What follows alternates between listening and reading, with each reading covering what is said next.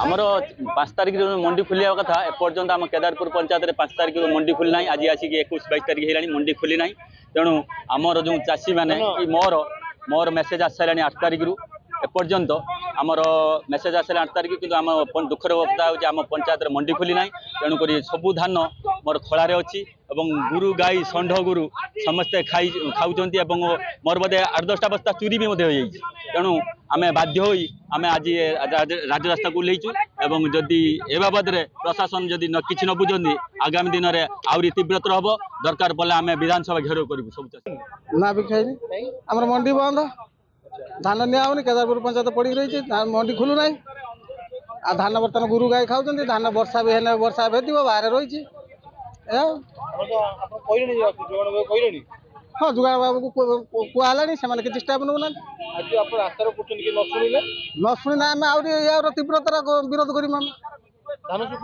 धान सब बाहर रोचे धान घर तर जगह रोनी बाहर खलार रखा खाऊँ गुरु गाई खाऊँ 10 तारिख पाखु टोकन मिलते सुधा आज 22 तारिख है केदारपुर ग्राम पंचायत जड़े मात्र चाषी भी धान एपर्यंत बिक्री कर ना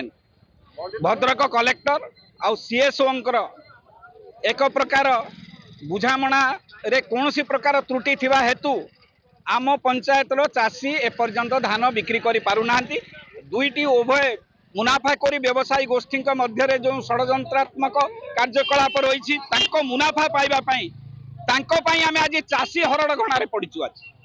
तेणु आम चाषी मानू कौन सी प्रकार जेमिति भाव में सुविधा कराई आइदर सोसाइटी थ्रू रे किंबा अन्य एक विक्रय केन्द्र केदारपुर पंचायत रे स्थापन कराई चाषी मानकर धान को जदि किणी निया जाए जहाँ दाना बात्यारे जो लॉस होता चाषी मानकर कम से कम जहाँ किसी अच्छी ताको बिक्री करी चाषी केमिति ता फायदा पाऊ से